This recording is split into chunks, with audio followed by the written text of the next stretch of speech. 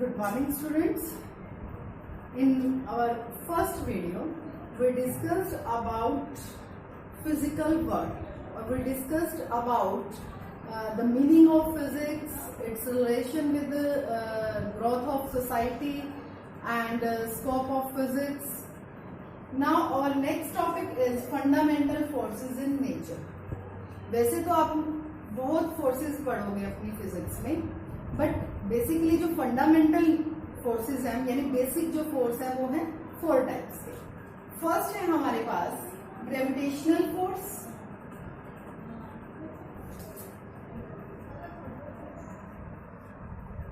Second one is electromagnetic force,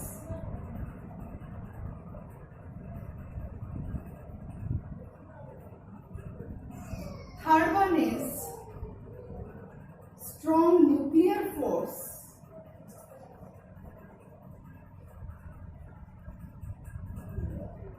and fourth is weak nuclear force. तो हमारे पास 4 basic force है, 4 fundamental force है nature के। First है हमारे पास ग्रेविटेशनल फोर्स, सेकेंड है इलेक्ट्रोमैग्नेटिक फोर्स, थर्ड है हमारे पास strong nuclear force and fourth है हमारे पास weak nuclear force. So let us start from gravitational force, यानी first one gravitational force. Already 9th class में ग्रेविटेशनल फोर्स आपने डिस्कस किया होगा। ग्रेविटेशन चैप्टर आता है 9th क्लास में, जिसमें हम यूनिवर्सल लॉ ऑफ ग्रेविटेशन पढ़ते हैं। वहां पर हम क्या कहते हैं, the force between two objects is directly proportional to product of masses and inversely proportional to square of distance. ये याद होगा आपको। तो ग्रेविटेशनल फोर्स है क्या? It is the force of interaction. Interaction की जगह आप यहाँ पे अट्रैक्शन बोल सकते हो। क्यों? क्योंकि कभी भी ग्रेविटेशनल फोर्स रिपल्सिव नहीं होता, हमेशा कौन सा होता है? अट्रैक्टिव होता है। So it is the force of attraction between massive objects या between two objects, यानी 2 ऑब्जेक्ट के बीच में जो फोर्स ऑफ अट्रैक्शन होगा वो क्या कहलाएगा? Gravitational force. जैसे आप एग्जांपल लो, ये 2 ऑब्जेक्ट है मेरे पास A एंड B, A का मास है m1, B का मास है m2, दोनों के बीच में फोर्स ऑफ अट्रैक्शन लगा F। तो यूनिवर्सल लॉ ऑफ ग्रेविटेशन से हमने कहा था it is directly proportional to product of mass and inversely proportional to square of distance. तो ये यहाँ पर क्या था? Gravitational force. तो यानी हम ये कह सकते हैं ये क्या है? यूनिवर्स में हर जगह फोर्स एक्ट कर रहा है। सिर्फ फर्क कितना है, देखो इसका मैं एक एग्जांपल लेती हूँ, मैं भी आपने 9th क्लास में किया हो कि जैसे आप क्लासेस में बैठे होते हैं, 2 बेंच है या बेंच है, लेक्चर स्टैंड है, उनके बीच में भी क्या होता है? ग्रेविटेशनल फोर्स होता है। और अर्थ और किसी ऑब्जेक्ट के बीच में फोर्स होता है, वो क्या कहलाता है? Force of gravity. हम 9th तक इसको क्या लेके चलते हैं? अगर 8th में भी आपने पढ़ा हो, 9th 8th तक हम क्या लेके चलते हैं कि these are of same type, दोनों फोर्स हम क्या लेते हैं? सेम। लेकिन ग्रेविटेशनल फोर्स और फोर्स ऑफ ग्रेविटी में लिटिल बिट डिफरेंस आता है। जो ग्रेविटेशनल फोर्स होता है वो अर्थ पे किन्हीं भी 2 ऑब्जेक्ट्स के बीच में फोर्स है, या 2 ऑब्जेक्ट्स के बीच में जो फोर्स है उसको हमने क्या कहा? Gravitational force. और जो फोर्स ऑफ ग्रेविटी है that is the force of attraction between earth and any object. जो फोर्स ऑफ ग्रेविटी है वो अर्थ और किसी ऑब्जेक्ट के बीच में, ठीक है ना? तो लेकिन है दोनों क्या? Force of attraction. तो यहाँ पे हमने स्टार्ट किया ग्रेविटेशनल फोर्स, तो यहाँ पे क्या है? Force of attraction between 2 massive objects. और हमने एक फॉर्मूले से भी कर दिया, ये जो प्रोपोर्शनैलिटी साइन हटाओगे तो यहाँ पे ग्रेविटेशनल कांस्टेंट आएगा G। सेकेंड, ये जो है फर्स्ट ये डेफिनेशन हो गई। सेकेंड पॉइंट आप लिख सकते हो, it is of short range और लार्ज रेंज। अच्छा चलो रेंज हम बाद में डिस्कस करते हैं, पहले हम सिंपल इसको डिस्कस कर लेते हैं। तो जितने भी सैटेलाइट और कह सकते हो आप प्लैनेट्स के बीच में फोर्स है वो कौन सा है? ग्रेविटेशनल फोर्स है, ठीक है। सिंपल पहले हम सबकी डेफिनेशंस कर रहे हैं। सेकंड है हमारे पास इलेक्ट्रोमैग्नेटिक फोर्स।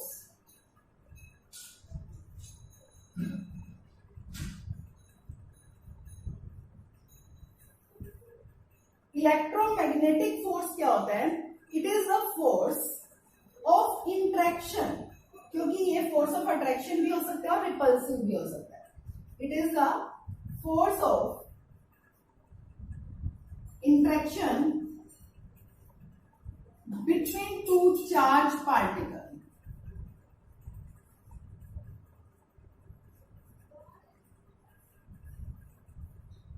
यानी किन्हीं भी दो चार्ज पार्टिकल के बीच में जो फोर्स ऑफ इंट्रैक्शन एक्ट करेगा उसको हम क्या कहेंगे? इलेक्ट्रोमैग्नेटिक फोर्स, ठीक है। कंडीशन तुम्हें पता ही है, कूलम्स लॉ अगर हम लगाएं, कूलम्स लॉ में हम ये पढ़ते हैं कि like charges repel each other and unlike charges attract each other. तो इनके बीच में जो ये फोर्स ऑफ अट्रैक्शन है या फोर्स ऑफ रिपल्शन है, ये कौन सा फोर्स है? Electromagnetic force. या फिर आप ये कह सकते हो जब चार्ज मोशन में होते हैं, इस केस में तो चार्ज क्या है? रेस्ट पर है। अगर चार्ज मोशन में आते हैं तो वहां पे क्या होता है? करंट प्रोड्यूस होता है। अगर करंट प्रोड्यूस होता है तो वहां पे क्या आएगा? मैग्नेटिक इफेक्ट आएगा। अगर मैग्नेटिक इफेक्ट होगा तो वहां पर मैग्नेटिक फोर्स भी लगेगा। यानी चार्ज की वजह से वहां पे इलेक्ट्रिक फील्ड है और मैग्नेटिक फील्ड उसके मोशन की वजह से आया, और इलेक्ट्रोमैग्नेटिक दोनों, यानी इलेक्ट्रिक फील्ड भी है वहां पे, मैग्नेटिक फील्ड भी है, फोर्स लगा है, तो इसलिए उसको हम क्या कहते हैं? इलेक्ट्रोमैग्नेटिक फोर्स, ठीक है। आपने 10th में पढ़ा है एसी जनरेटर, उसमें क्या हुआ था? एसी जनरेटर में या इलेक्ट्रिक मोटर में क्या हुआ था? जब करंट मूव करता है, जब हम किसी आर्मेचर को हम क्या करते थे? मैग्नेटिक फील्ड के अंदर रखते थे, है ना। थोड़ा सा रिवाइंड कराऊंगी, ज्यादा डिटेल में नहीं जाएंगे 10th क्लास में। मैग्नेटिक फील्ड के अंदर हमने आर्मेचर रखी थी और इसके अंदर से हमने करंट प्रोड्यूस करवाया। जब हम करंट प्रोड्यूस करवाते हैं तो ये जो आर्मेचर है, जो ये कॉइल है, ये क्या करनी शुरू हो जाती है? मूव करने। दैट मीन्स पहले क्या है? इसकी वजह से जब हम स्ट्रॉन्ग मैग्नेटिक फील्ड के अंदर रख रहे हैं तो इसकी वजह से कुछ मैग्नेटिक फील्ड है, जब इसमें से करंट पास करेगा उसकी वजह से भी मैग्नेटिक फील्ड होगा, तो मैग्नेटिक फील्ड में मैग्नेटिक फील्ड प्रोड्यूस होकर क्या करेगा? वहां पे फोर्स लगेगा। याद होगा आपको। तो ये क्या था? यहाँ पे भी इलेक्ट्रोमैग्नेटिक फोर्स। क्लियर है? ये दो डेफिनेशन समझ आएगी आपको। ग्रेविटेशनल फोर्स क्या है? It is the force of attraction between two massive object. Electromagnetic force क्या है? It is the force of interaction between two charge particle. जो ग्रेविटेशनल फोर्स होता है वो वीकेस्ट फोर्स होता है, और जो इलेक्ट्रोमैग्नेटिक फोर्स होता है दैट इज स्ट्रॉन्गेस्ट फोर्स, यानी ग्रेविटेशनल से ज्यादा है स्ट्रॉन्ग, ठीक है। टेबल बना के कंपैरिजन बाद में करेंगे। क्लियर हुआ है? समझ आएगा? अभी ये नोट कर लें।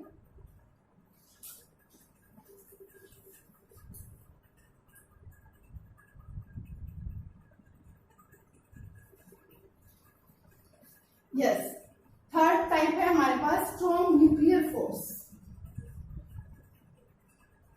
Strong nuclear force. Strong nuclear force क्या होता है? इट इज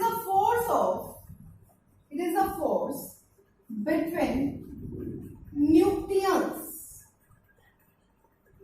न्यूक्लियंस कहा है, दैट मीन्स हमें किसकी बात करनी है? न्यूक्लियस। किसकी बात करनी है? न्यूक्लियस। सबको पता है न्यूक्लियस के अंदर क्या होते हैं? Protons and neutrons. Protons and neutrons. Nucleus के अंदर की बात कर रही हूं मैं, बाहर की नहीं बात कर रही। जो इलेक्ट्रॉन्स होते हैं वो बाहर शेल्स में होते हैं, न्यूक्लियस के अंदर नहीं होते। तो मैं बात कर रही हूँ न्यूक्लियस के अंदर की। प्रोटॉन और न्यूट्रॉन्स होते हैं। अब अगर देखा जाए, अभी हमने पढ़ा था कि चार्ज पार्टिकल के बीच में फोर्स एक्ट करता है। दैट मीन्स प्रोटॉन के बीच में एक्ट करेगा फोर्स, क्योंकि प्रोटॉन पे भी पॉजिटिव चार्ज है। तो पॉजिटिव कौन से हुए? लाइक चार्जेस हुए, तो वो क्या करेंगे? रिपेल करेंगे। अगर वो रिपेल करेंगे तो ऐसा कैसे पॉसिबल है कि वो न्यूक्लियस के अंदर ही रहे? जब वो रिपेल होंगे दैट मीन न्यूक्लियस वो बने तो नहीं रह सकते, वो फ्री हो जाएंगे एक दूसरे से, यानी वो मूव करेंगे एक दूसरे से, उधर परे मूव करेंगे, अवे जाएंगे, एक दूसरे से दूर जाएंगे।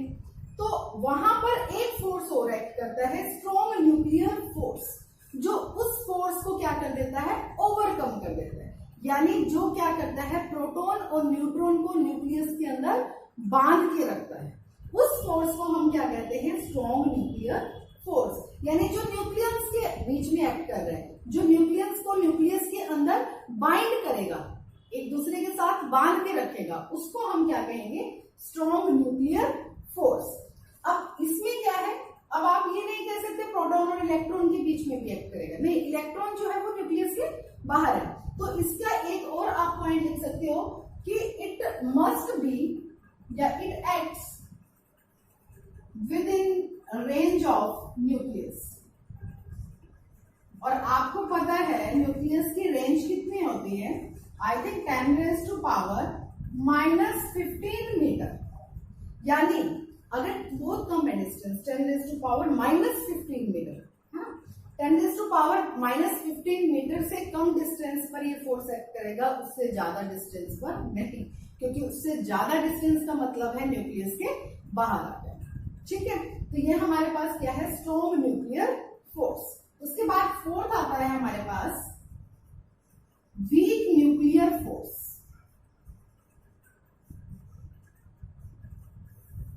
ये क्या होता है, it is the force of interaction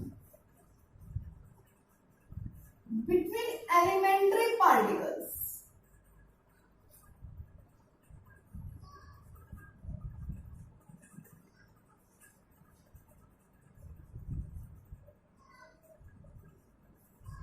elementary particle का मतलब है, देखो ये ज्यादा डीप में नहीं हम जा सकते, ठीक है, जितना आपको करवाना है उतना ही करवाऊंगी मैं, ज्यादा डीप, क्योंकि बड़ा टॉपिक है, फिर ये ज्यादा डीप में जाएंगे तो हम अपने सिलेबस से बाहर चल जाएगा, आउट ऑफ सिलेबस नहीं जाना हमें। मैंने कहा एलिमेंट्री पार्टिकल्स, देखो जब बीटा डीके होता है तो वहां पे एक इलेक्ट्रॉन और अनचार्ज पार्टिकल प्रोड्यूस होता है, ठीक है, रिलीज होता है, आप कह सकते हो। तो जो अनचार्ज पार्टिकल है, या उस टाइम पे बीटा डीके में जो अनचार्ज पार्टिकल्स प्रोड्यूस हुए हैं, उसको हमने क्या नाम दिया, एलिमेंट्री पार्टिकल। तो उनके बीच में जो फोर्स एक्ट करेगा एलिमेंट्री पार्टिकल्स के बीच में, उसको हम क्या कहेंगे, वीक न्यूक्लियर फोर्स। और यहाँ तो नाम से पता चल रहा है ये वीक है, ये स्ट्रॉन्ग है। तो वीक न्यूक्लियर फोर्स क्या है, it is the force of interaction between elementary particles, elementary particles के बीच में एक्ट करता है। और ये क्या होता है, शॉर्ट रेंज होता है, वो मैंने अभी टेबल में करवाना है। क्लियर हुआ है, नोट करेंगे।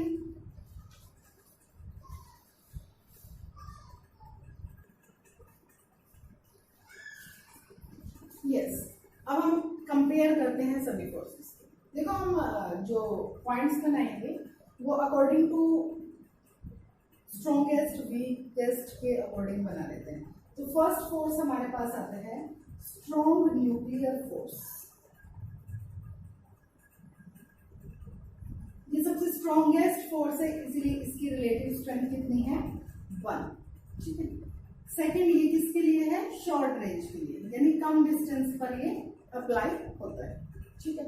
इसमें ऑपरेशनल एरिया लिखा हुआ है मैंने। ऑपरेशनल एरिया का मतलब क्या है कि कहां पर एक्ट करता है, किन चीजों के बीच में ये फोर्स एक्ट करता है। तो हमने क्या पढ़ा था, न्यूक्लियस के बीच में, रोल बाद में देखते हैं हम, न्यूक्लियस के बीच में, किसके बीच में एक्ट करता है, ये न्यूक्लियस के बीच में।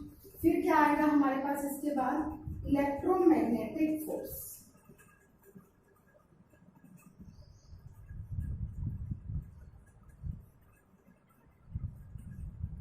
वैसे तो ये था 1/37 होता है इसका, लेकिन हम अप्रोक्सीमेट इसको लेते हैं 10⁻⁻²,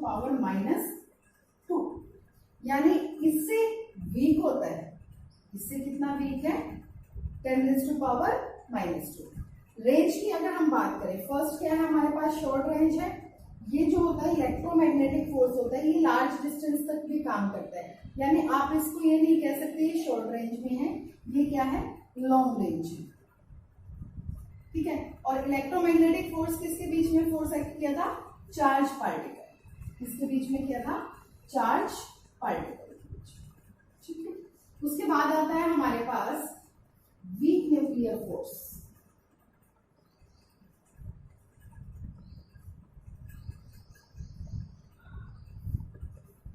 इसमें आप ये भी लिख सकते हो लॉन्ग रेंज जो मैंने ली थी 1/r² की इनवर्सली प्रोपोर्शनल है ना, ये इन्फिनिटी भी ले सकते हो। हाँ जी, मैंने नेक्स्ट कहा वीक न्यूक्लियर फोर्स, कितना वीक? इससे भी वीक, 10⁻⁻⁹ होगी इसकी रिलेटिव स्ट्रेंथ, ठीक है। रेंज क्या होगी? वीक न्यूक्लियर फोर्स किसके बीच में था? एलिमेंट्री पार्टिकल्स के बीच में था, तो ये क्या है? शॉर्ट रेंज है। किसके बीच में हुआ है? Elementary particles. फोर्थ है हमारे पास ग्रेविटेशनल फोर्स।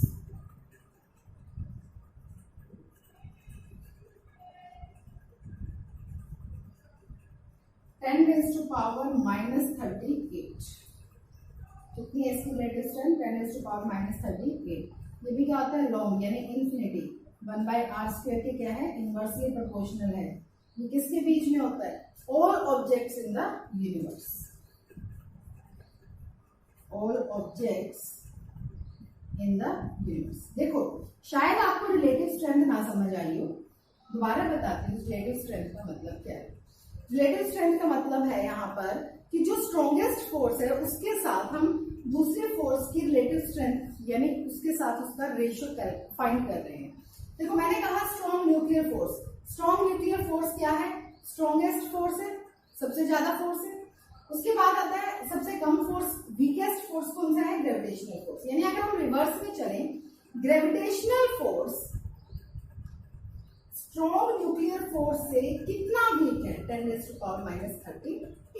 यानी आप ये कह सकते हो यहाँ पे कि हमारे पास जो स्ट्रॉन्ग न्यूक्लियर फोर्स है that is 10⁻38 times stronger than gravitational force. यानी ये जो है strong nuclear force gravitational force से 10⁻38 टाइम्स स्ट्रॉन्ग है। वीक न्यूक्लियर फोर्स से 10⁻9 टाइम्स स्ट्रॉन्ग है।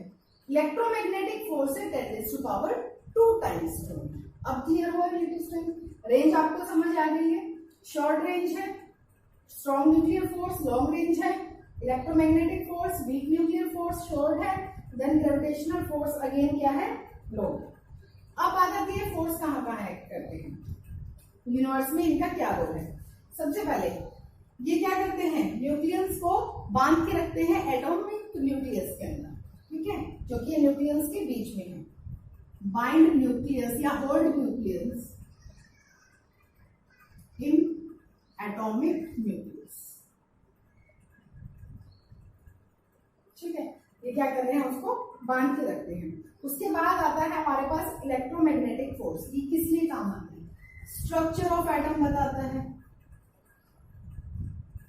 चार्ज पार्टिकल्स के बीच का फोर्स बताता है, ठीक है। ये सब किस में आएंगे? ये आएंगे हमारे पास इलेक्ट्रोमैग्नेटिक फोर्स के अंदर। उसके बाद आता है हमारे पास weak nuclear force. Weak nuclear force जो है वो जितने भी न्यूट्रिनोस होते हैं, जैसे बीटा डीके होता है, अल्फा डीके होता है, उन सब प्रोसेसेस में यानी सभी प्रोसेसेस में इन्वॉल्व है जिसमें न्यूट्रिनो रिलीज होता है, यानी इन्वॉल्व इन ऑल प्रोसेसेस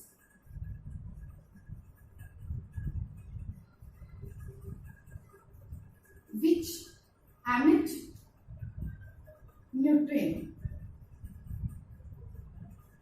यानी जो अनचार्ज पार्टिकल्स को रिलीज करेंगे। उसके बाद क्या आया हमारे पास? Gravitational force. ग्रेविटेशनल फोर्स सबको पता है क्या करते हैं? स्टार्स, गैलेक्सी, प्लैनेट्स, उनके बीच में एक्ट करता है, यानी असेंबल प्लैनेट्स, गैलेक्सीज, स्टार्स, उन सबको क्या कर रहा है? असेंबल कर रहा है, अरेंज कर, ठीक है। तो ये आपकी टेबल है, चार फोर्सेस को जो क्या कर रही है? कंपेयर कर रही है। Strong nuclear force, electromagnetic force, weak nuclear force and gravitational force. Note कर लें।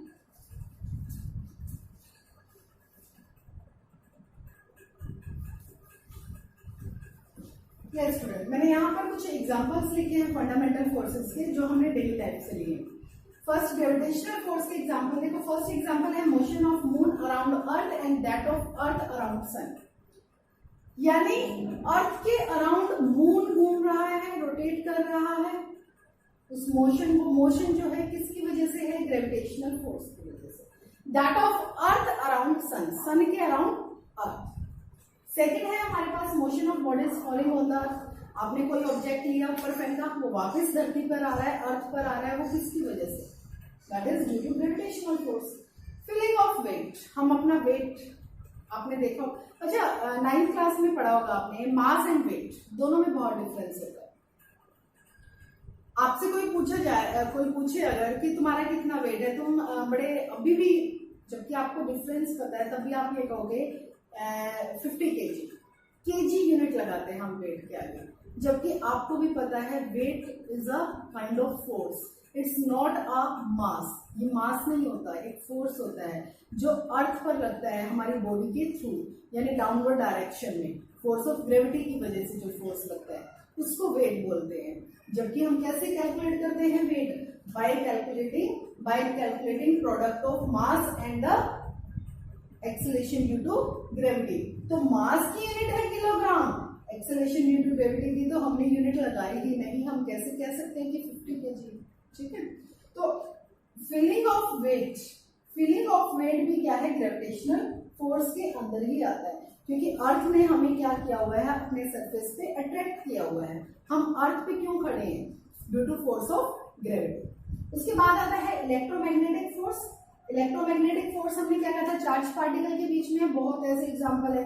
मैक्रोस्कोपिक लेवल पे अगर आप ग्रेविटेशनल फोर्स को छोड़ दो, बाकी सभी forces, push pull, contact forces, ये सब किस में आएंगे? इलेक्ट्रोमैग्नेटिक फोर्स के अंदर आएंगे।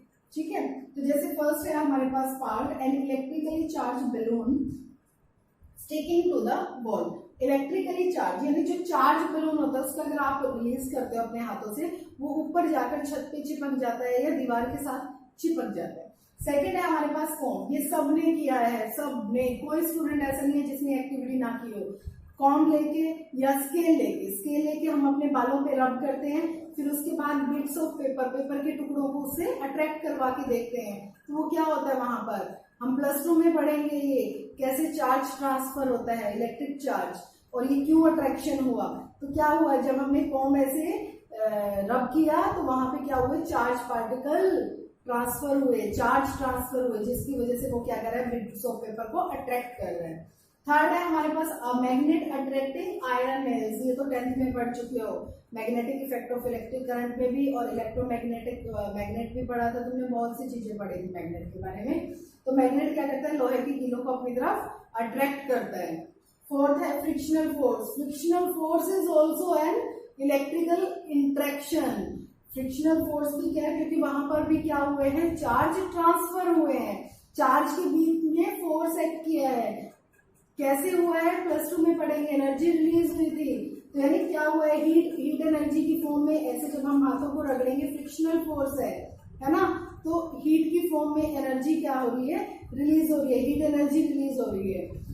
ये किसकी वजह से है? Due to electric interaction. ये नोट कर ले, फिर आगे 2 फोर्सेस रहते हैं, उनके एग्जाम्पल भी करने हैं।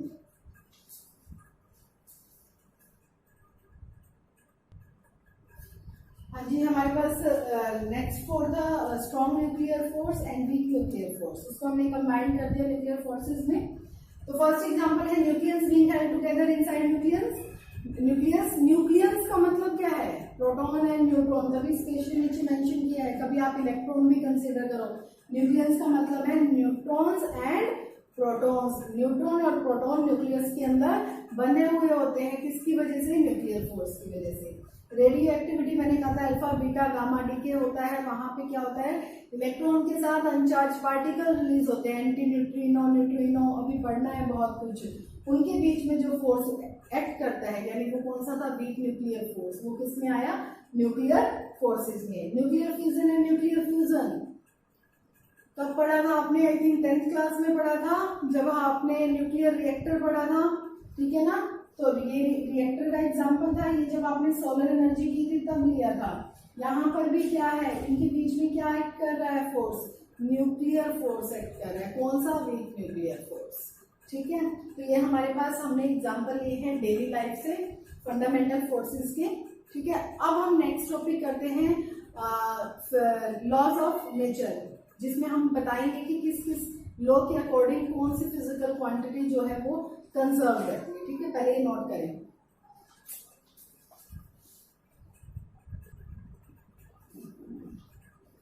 हाँ जी बच्चों, इस चैप्टर का ये लास्ट टॉपिक है, नेचर ऑफ फिजिकल लॉ। तो हमारे पास कितने लॉज हैं यहाँ पर, 5 लॉ।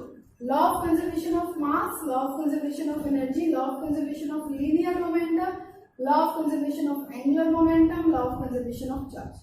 देखो ये लॉज स्टार्ट करने से पहले मैं आपको बताऊंगी इन लॉज में क्या होता है, कोई ना कोई फिजिकल क्वांटिटी जो है वो कंजर्व रहती है। कंजर्व का मतलब है अनचेंज्ड, कांस्टेंट रहती है, यानी ओवरऑल ये नहीं है कि बिल्कुल भी चेंज नहीं है, ओवरऑल जो रिजल्ट होता है वो क्या रहता है, सेम रहता है। तो इसीलिए इसको हम क्या, उस जो फिजिकल क्वांटिटी अनचेंज रहेगी उसको बोलते हैं हम कंजर्व्ड क्वांटिटी। कौन सी बोलते हैं, कंजर्व्ड क्वांटिटी। और इन लॉज को क्या बोलते हैं, जिन लॉज ने बताया है कि फिजिकल क्वांटिटी कंजर्व रहेगी, कांस्टेंट रहेगी, उनको बोलते हैं कंजर्वेशन लॉज। ठीक है, तो जैसे फर्स्ट है हमारे पास law of conservation of mass. यहाँ पे क्या लिखा है, law of conservation of mass. कौन से फिजिकल क्वांटिटी की बात कर रहा है, वो मास की बात कर रहा है। इसका मतलब वो कहना क्या चाह रहा है कि मास जो है दैट रिमेन्स कंजर्व। मास जो है वो क्या रहेगा, कंजर्व रहेगा, कांस्टेंट रहेगा। कैसे, जब चार्ज पार्टिकल मूव करते हैं क्या उनका मास चेंज होगा, या फिर मैं भागना स्टार्ट करती हूँ, मास पे कोई इफेक्ट पड़ेगा। आपकी गाड़ी चल रही है किसी स्पीड से, क्या उसके मास पर कोई इफेक्ट पड़ता है। तो यानी वो क्या कह रहा है कि मास जो है, टोटल मास क्या रहेगा, हमेशा कांस्टेंट। तो according to law of conservation of mass, mass remains conserve, mass remains constant. ठीक है, सेकेंड है हमारे पास law of conservation of energy. Already बहुत बार डिस्कस कर चुके हैं आप लोग 10th क्लास में कि energy can neither be created nor be destroyed. Energy can neither be created nor be destroyed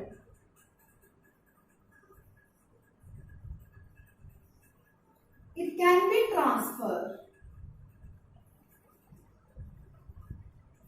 from one form to another। देखो यहां पर हम सिर्फ डेफिनेशन कर रहे हैं, जो ये सभी लॉज हैं ये हमारे पास जैसे जैसे यूनिट बढ़ती जाएंगी सब में हम यूज भी करेंगे, एक्सप्लेन भी करेंगे। ठीक है, वो क्या कह रहे हैं, एनर्जी जो है ना तो बनती है ना ही खत्म होती है, ये सिर्फ एक फॉर्म से दूसरी फॉर्म में ट्रांसफर हो जाती है। एग्जांपल लेते हैं हम, जब आपने लाइट ऑन की तो क्या होता है, electrical energy light energy and heat energy में कन्वर्ट हो जाती है। जब आपने फैन ऑन किया तो क्या हुआ, इलेक्ट्रिकल एनर्जी काइनेटिक एनर्जी में कन्वर्ट हो गई। राइट, ठीक है, ऐसे बहुत से एग्जाम्पल हैं, आपको पता होगा। ठीक है, वो सब में क्या हो रहा है कि एनर्जी क्या हो रही है, ट्रांसफर हुई है। एनर्जी क्या हुई है, ट्रांसफर हुई है। तो इसका मतलब एनर्जी ना तो बनती है ना ही डिस्ट्रॉय होती है। एग्जांपल और ले सकते हो आप, बॉल ली, मैंने बॉल को ऊपर की तरफ उछाला, तो जब मैंने बॉल यहाँ पे हाथ में पकड़ी हुई है, किसी हाइट पे है, पोटेंशियल एनर्जी है, जैसे जैसे वो ऊपर जाएगी, या काइनेटिक एनर्जी है, या रेस्ट पे है, वो उसके अकॉर्डिंग होगा। या फिर आपने याद हो आपको, आपने मैकेनिकल एनर्जी पढ़ी थी, mechanical energy is the sum of kinetic energy and potential energy. Right, उसको आपने प्रूव किया था, that remains constant. That is also you discussed in 9th class. Maybe 9th का कुछ याद ना हो, क्योंकि आफ्टर ऑल बीच में एक साल और आ गया था ना 10th का। तो मैकेनिकल एनर्जी थी sum of kinetic energy and potential energy. उसमें हमने क्या एग्जांपल लिया था कि कोई ऑब्जेक्ट है इस हाइट पे, मैंने यहाँ से ड्रॉप की, जब इस हाइट पर है, यहाँ पे मैक्सिमम हाइट पे काइनेटिक एनर्जी क्या है, 0, पोटेंशियल एनर्जी क्या है, मैक्सिमम है। जैसे जैसे ये बॉडी नीचे आती जा रही है, काइनेटिक एनर्जी बढ़ती जा रही है और पोटेंशियल एनर्जी कम होती जा रही है। और जैसे ही वो ग्राउंड पे टकराएगी, potential energy 0 and kinetic energy maximum. इसका मतलब क्या हुआ, यहाँ पे एनर्जी ट्रांसफर हुई है लेकिन total mechanical energy remain constant. That is the part of law of conservation of energy. उसके बाद आता है हमारे पास law of conservation of linear momentum. Linear momentum होता क्या है, 9th क्लास में पढ़ा है। Linear momentum is the product of mass and velocity, ये था फॉर्मूला। वैसे मोमेंटम क्या होता है, momentum means measurement of motion, यानी एक ऐसी फिजिकल क्वांटिटी है जिससे हम मोशन को रिप्रेजेंट करते हैं, मोशन को मेजर करते हैं, ठीक है, उसको हम क्या बोलते हैं, मोमेंटम। तो उसने कहा law of conservation of linear momentum. यहां पर क्या है कि अगर आप एक्सटर्नल फोर्स ना लगाएं, अगर आप एक्सटर्नल फोर्स ना लगाएं तो total momentum remains constant. Again वही बात बोली मैंने कि मोमेंटम क्या रहेगा, कांस्टेंट रहेगा, यानी total initial momentum is always equal to total final momentum. दो ऑब्जेक्ट है, इनिशियली उसका जो टोटल मोमेंटम है, टकराने के बाद हमने एक्सटर्नल फोर्स नहीं लगाया, बॉडी मूव कर रही थी, आपस में टकराई और अलग हो गई। दोबारा टकराने के बाद जो टोटल फाइनल मोमेंटम आया वो टोटल इनिशियल मोमेंटम के इक्वल आया। इसका मतलब जब एक्सटर्नल फोर्स ना लगे, यानी in the absence of external force, in the absence of external force total momentum remains constant. Total momentum remains constant. ये किसकी बात कर रहे हैं, जब लीनियर मोशन हो। अगर बात आती है रोटेशनल मोशन की, रोटेशनल मोशन मीन्स जब आप एक किसी पर्टिकुलर एक्सिस के अराउंड रोटेट करते हो, ठीक है, जैसे फैन है किसी पर्टिकुलर एक्सिस के अराउंड क्या कर रहा है, रोटेट कर रहा है, उस केस में जो मोमेंटम होगा वो क्या होगा, एंगुलर मोमेंटम, और फोर्स क्या बन जाएगा, टॉर्क। यानी तब आप क्या कहोगे, ये नोट कर लिया, इसी में मैं मॉडिफिकेशन कर सकती हूँ, हाँ जी ये नोट कर लिया। तो देखो अब आती है बात law of conservation of angular momentum. In the absence of external torque, force की जगह आ जाएगा टॉर्क, ये टर्म्स आगे यूज होनी है बहुत। Total angular momentum remains conserved, constant.